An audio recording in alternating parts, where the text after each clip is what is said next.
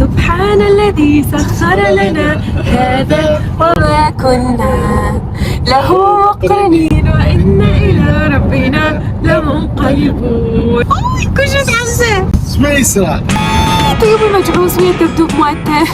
لا توكلنا على الله ولا حول ولا قوة إلا بالله. يا رب يسهل لنا هذا الطريق. أنا غير بونجور وميرسي ما تسألونيش حاجة البطيء. يا جماعة إنها سويسرا. هيا بسم الله بسم الله. أبو الزوز فاينلي 3 ساعات سياقة. لا بعد غير مجال 3 ساعات. يا الله، واخيرا دخلنا سويسرا. خلصنا من مدينة بازل، هسه احنا متجهين على بيرن، المدينة اللي راح نقيم بيها. يا جماعة المناظر خيالية تجنن تجنن. أول شي شد انتباهي الخضار الرهيب سبحان الخالق. ثاني شي شد انتباهي الأنفاق مالتهم يا جماعة، تنقط نظافة. يعني ظليت باقية صافنة على الأنفاق اللي هي بنص الجبل، يعني حرفيا احنا بدنا ندخل من جبل ونطلع من الناحية الثانية، فتشي رائع من النظافة.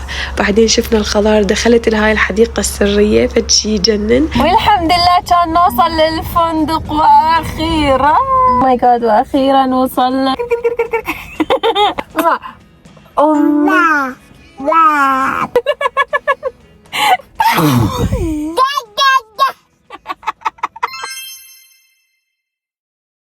أول يوم إلنا بسويسرا. طبعا البارحة ما محسوب لأنه كان الطريق كله عبارة عن تعب بتعب، وظلمت الدنيا بالليل فما شفنا شيء. فاليوم الحمد لله والشكر مستعدين إنه نشوف سويسرا. رايحين على مكان اسمه بلوزي أو هيك شيء، يعني البحيرة الزرقاء أو البحر الأزرق. أو ماي جاد كلش متحمسة أشوف اللون المي اللي أنا أموت عليه، هذا الفيروزي. فالحمد لله والشكر كانت تمطر الصبح.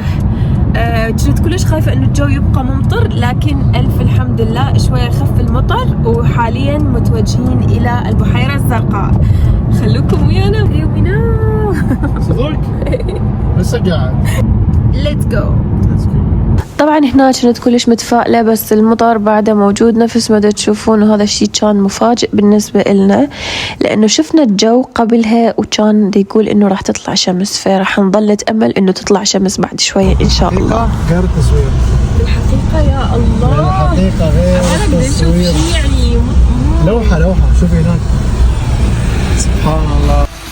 الجبل سبحان الخالق بارئ المصور. طبعا بالتصوير كل شيء مبين بالمناظر الخلابة اللي شفناها، بس الحلو انه عشنا اللحظتين، عشنا نشوف هاي المناظر بالمطر وبالشمس، فأريدكم تعيشون ويانا اللحظة أول بأول حتى تشوفون جمال هاي الطبيعة الخلابة سبحان الخالق. الطريق اللي كنا نمشي بيه كأنه أفلام كرتون. هذا المكان أنا ما شايفته غير باللوحات وبأفلام الكرتون حرفيا، بس شي صاير على الواقع. كل ما نمشي خطوة نقول سبحانك يا إلهي شنو هذا الجمال. نمشي بهذا الطريق ونصفن على الجبل الأخضر، ولا على الغيوم اللي فوقه، ولا على الجبل اللي بعده الجليدي، ولا على البيوت الخشبية المصممة بشكل رائع. حقيقة مهتمين ببلدهم بأدق التفاصيل وأحلى التفاصيل. في مثلا ناس بسيطين اللي على الجبل. أكيد. بتحسي البيوت راقية. لا كلش بس خشبي، يعني كلش شيء بسيط. مثل الأكواخ. اي مثل الأكواخ، ما تحسي البيوت راقية. لا مو بيوت، ما أعتقد بيوت لا. وأخيرا وصلنا للمكان الرائع اللي اسمه بلوزي، وأخذنا التيكتات وبدينا نبحث بالخارطة وشون راح نروح. لبسنا هاي على مود المطر، لأن تعرفون بعدها الدنيا تمطر، وشفنا هذا المنظر يا الله. أول ما شفنا من بعيد اللون جذبنا، هيك اللون فتشي سبحان الله. باعولي اللون الفيروزي الرهيب الرائع، يعني بحياتي ما شايفة هيك لون. دقيقة ثانية نفهم، لأن أنا ما دا استوعب اللون. ما جاي استوعبوني. سبحانك ربي، إنها البحيرة الزرقاء. سبحانك ربي، سبحانك سبحانك ما أعظم شأنك، ما شايفة هيك شلون بحياتي من بداية رحلتنا بهذا المكان كانت الدنيا تمطر، ونهاية الرحلة كانت الدنيا شمس. فبالبداية وين نروح بسبب المطر قررنا إنه نقعد بكافيه قدام هذا المكان، وأعتقد هو الكافيه الوحيد الموجود.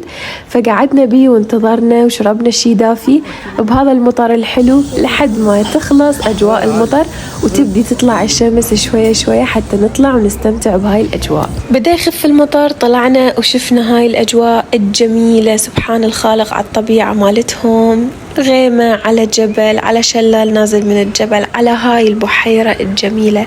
طبعا هاي البحيرة لونها يختلف عن كل البحيرات اللي شفناها بسويسرا، بيها هذا اللون الفيروزي فعلا اللي دا تشوفوه هسه. أخذنا جولة بالبلم، احنا نسميه بالقارب الصغير، وقعدوا يحكونا عن هاي الأميرة اللي دا تشوفوها بالبحر، التمثال مالتها. وقاعد يحكي لنا أبو القارب إنه هاي أميرة وغرقت بهاي البحيرة وما أعرف إيش، بس ما أعرف هذا حقيقة أو كذب، أعتقد هو بس خدعة تسويقية للسياحة يعني. بس بغض النظر حقيقة أو خيال، المكان فعلا خيالي. كان أكو بصف البحيرة مباشرة نهر يجنن سبحان الله، طبعا أكيد جاي من الشلالات اللي جاية من الجبل اللي فوق. رجعنا للخارطة مالتنا، ولا تستغربون هي مكتوبة بالعربي لأن تلقون كل اللغات موجودة هناك حتى نروح وين. يمه الجسر يمه، ما يكفي حبيبي، ما يكفي حبيبي. ان شاء الله يكفي. لا عتي خوف. شنو هاي؟ يمو لا لا لا خاف. بسم الله. لا لا على كيفك. شنو هاي؟ بسم الله بسم الله.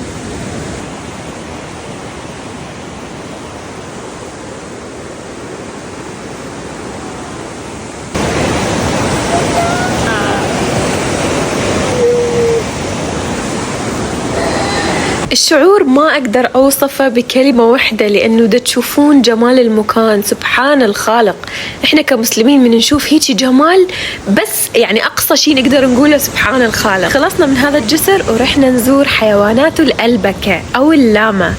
وين الألبكة؟ حيوانات الألبكة سيقانها طويلة سبحان الله. طبعا بالنسبة إلي هاي مو أول مرة أشوفها، لأنه شايفتها ببلجيكا، بس التيومي هاي أول مرة يشوفها، وهو كلش يحبها بالكرتون يعني، فأوكي عيش حياتك. قالوا لي عنها إنه هي أسوأ صفة فيها إنه هي ممكن تدفل على الواحد. أوه ماي جاد. الحمد لله ما اختبرنا هذا الشيء، ومع إنه إحنا هواي لحقنا وراها أني وظفر وتيومي، بس الحمد لله يعني ما تفلت علينا. شفنا المناظر الطبيعية اللي مستحيل أكو بشر يمل من رؤية هاي المناظر الجميلة الخلابة. تشوفون جبل بعيد ثلج، فوقه غيوم، وانتو قريبين من الشمس، ما شاء الله تبارك الله تخبل. عشنا هاي الأجواء الريفية وأني وشفقتي وهيجي وفستاني. عشت اللحظة حرفيا مثل هايدي وسالي وريمي وكل هاي الشلة. نزلنا من عند حيوانات الألبكة لأنه كانت صعدة كلش قوية، بعدين رجعنا على النهر، بعدين رجعنا على البحيرة حتى نطلع من هذا المكان ونشوفكم مكان ثاني رائع. الحمد لله بطريق الرجعة طلعت الشمس وبدينا نشوف كل هاي اللوحات الفنية اللي دا تشوفوها. بعد ما شفت هاي المناظر وهاي الشوارع عرفت انه سويسرا اصلا احلى شي بيها هي الريف، وهي اصلا جمالها بالطبيعة يعني، بحيث من نروح على المدينة ونشوف مثلا مول او سوبر ماركتات او مطاعم او اشياء حديثة ما نريدها، نريد نرجع للريف، نريد نرجع للجبل والشارع الضيق والبيت الخشبي والنهر اللي بصفه وبس. لا اريد مدينة ولا اريد حديث ولا اريد شيء. طبعا احنا هسه في مدينة ثان يا جماعة، اقسم بالله بحياتي ما شايفة صفاء مثل هذا النهر. سبحان الخالق يا الهي. بعداك بعد دولة دا يتدربون على ركوب الامواج، بس تخيلوا وياي يعني. احنا حاليا في مدينة ثان. هاي المدينة يعني ما عبالنا لهالدرجة تخبوا صراحة. الناعور، الناعور يعني دلاب الهواء بالعراقي البغدادي. فظيع فظيع فظيع. ورته فشي يعني فشي. هاي المدينة ينصح بها جدا، كلش انصحكم تزورون هذا السنتر وهذا المكان. طبعا هسه راح نركب هنا ان شاء الله. بزوز الى اين؟ الى الماعون. يلا بينا. توت. يلا حبيبي. السفرقة.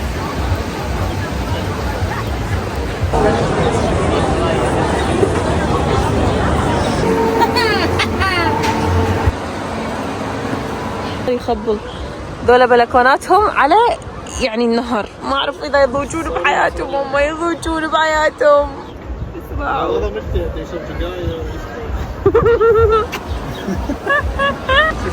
احنا صعدنا فوق الناعور على قولة ابو الزوز. ناعور طبعا هو اسمه هو اسمه ديلام الهوى. احنا حاليا في مدينة ثون، وهاي القلعة هناك نفس ما تشوفوها. صراحة يعني المنظر من هذا المنظر نفسه ما طماطم من يسوي كماكم.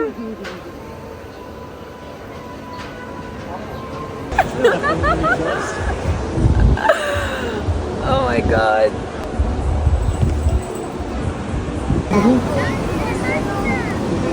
هاي مالتي. هي هاي مالتي. لا حبي هاي مالتي. هاي مالتي. لا هاي مالتي. هاي تملك هاي، انا ما احب هاي الشوكولاته. لا هاي مالتي، انا ما قلت لك جيب لي، قلت لك جيب. انت قلت لي على كيفك. لا هذا حبيت شكله اكثر. هذا كله سويناه باول يوم إلنا بسويسرا. عبالكم اليوم انتهى هيك؟ شوفوا لي هذا المنظر. طبعا بدنا نفطر بالسيارة بمدينة بيرن اسمها، وقلت له اوقف هنا. او ماي جاد باع المكان، باع المكان. دير بالك حبيبي، دير بالك دير بالك دير بالك. be careful. يا الله يا الهي. سبحان الله يخبل. واو ما شاء الله. بس بعد البيوت شي حسن. ما اعرف اللي ساكنين هنا ما شاء الله، يعني ما شاء الله. يعني صور تحت الشباك. بس اريدكم تنتبهون اللون الماء. على فكره هنا اللون الماء طلع رصاصي بالكاميرا، بالحقيقه لون سمائي فاتح فيروزي. سبحان الخالق. وبهذا المنظر يكون انتهى اول يوم لنا بسويسرا. بس عبالكم انتو خلصنا؟ لا عيني لا، شوفوا الجمال اللي راح يجي. سبحان الخالق البديع. انتظروا اليوم الثاني والثالث. يا حبيبي اعطيني بوش. بسم الله توكلنا على الله. بدينا باليوم الثاني متجهين إلى أشهر مدينة سياحية في سويسرا اسمها انترلاكن. تعرفون الطلعة ويا طفل شلون تصير صح؟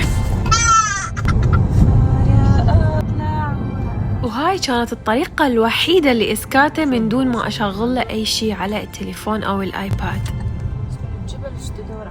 مثل ما تشوفون دخلنا سنتر انترلاكن، هاي المدينة السياحية المشهورة جدا بسويسرا. الحمد لله وشكر الجو كان يجنن، يعني أنسب جو ممكن نزور بيه هاي المدينة. كمية المحجبات فتشي فظيع، وكمية المسلمين اللي زايرين هاي المدينة كلش هواية. وكان نوصل أحلى مكان شفته بسويسرا كلها. راح يقول لكم سويسرا كلش غالية، بس هي كلش كريمة انه تشوفون المناطق الخلابة ببلاش، وتقعدون بمثل هذا المكان ببلاش.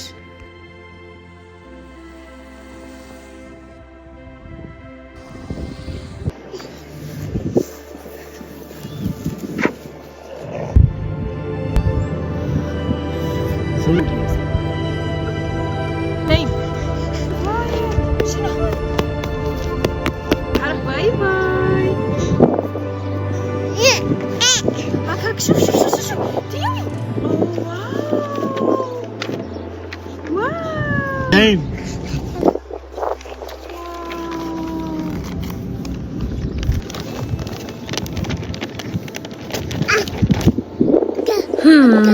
ما عندي أي كلام يوصف المكان اللي إحنا قاعدين بيه حاليا، بس أقول لكم إنه هذا المنظر أحلى منظر شفته بحياتي. أنا كطيبة أحب البحر وأحب الجبل وأحب الغيوم وأحب الطبيعة الخضراء، فمن شفت هذا المكان تمنيت لو أبقى قاعدة بيه منه لحد آخر يوم بعمري. تمنيت لو عندي بيت قدام هاي البحيرة.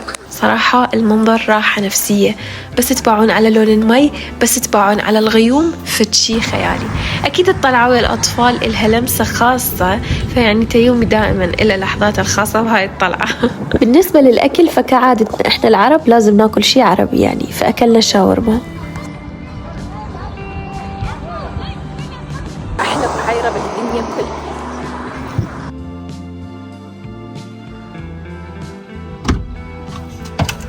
وهنا كان الساد بارت، لأنه راح نغادر هذا المكان الجميل، أجمل مكان شفته في حياتي لحد الآن.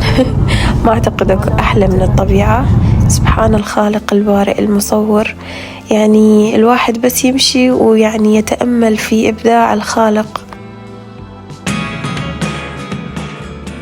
يعني أني بسم الله علي إذا مرضت بيوم من الأيام فأريد بس يعني أريد تجيني هنا وأنا فقط. أوكي؟ مو راضي ما عليك. يعني ما أريد فلوس أدوية وعلاجات وهيك. إيش قلت؟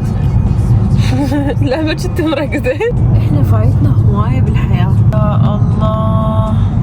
أوه ماي جاد، بعد ذاك الجبل ويقولوا لك سويسرا غالية، يعني بس هاي المنظر، هذا المنظر وحده يساوي ملايين. يا الله إيش قد حلو الثلج على الجبل.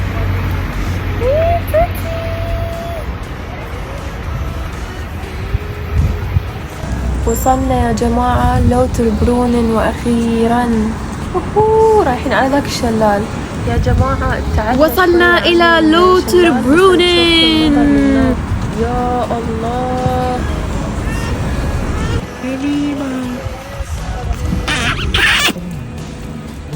طيب بس أنا اللي شفناه أكبر من هذا الشلال ولا نفس الشلال؟ نفسه. المصور العالمي طيب عماد.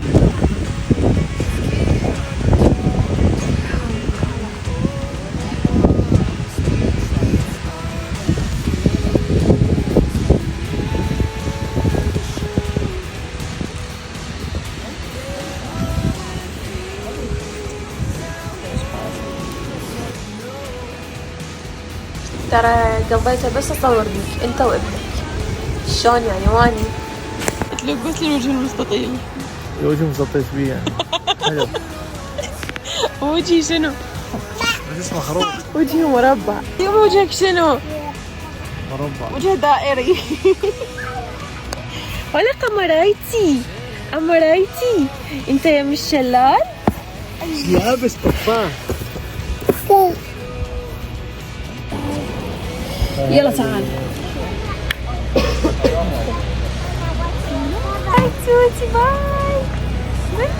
باي. وهذه كانت مدينة لوتربرونن الجميلة الخضراء بالطبيعة الخلابة اللي سبحان اللي خلقها. هسه خلصنا جولتنا بيها ورايحين على المدن المجاورة القريبة من لوتربرونن. أكبر كبيرة والحمد لله كثيرا. سبحان الله بكرة وأصيلا. أريد أشوفكم ذاك الشلال. لا تخرج قبل أن تقول سبحان الخالق البارئ المصور الغفار. زين هذا علم سويسرا بالنص، منا ومنا شنو؟ غالبا هاي أعلام أحزابهم؟ لا المدن مالتهم، كل مدينة فيها علم. صحيح؟ يقولون شارع منزلها. ولهنا ينتهي الفيديو بنهاية جولة اليوم. الحمد لله اللي خلانا نشوف هاي المناظر الحلوة. إن شاء الله يا رب يرزقنا رؤيتها بالجنة. طبعا تيو بكوش فرحان كان آيس كريم، هذا الشيء راح يدله فرحة بالطلعة كلها. يا رب تكونون استمتعتوا بالفيديو. طبعا صورتوا هواية فيديوهات وهواية صور، بس تخيلوا تليفوني راد ينفجر من كثر الفيديوهات والصور.